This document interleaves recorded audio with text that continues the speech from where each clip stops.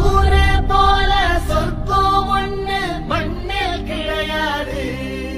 இங்க சாயங்காலம் வீசும் இளசார காத்து பேசும்.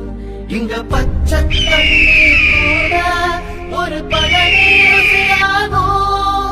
இந்த ஊரு எங்க உசுரு இந்த மக்கள்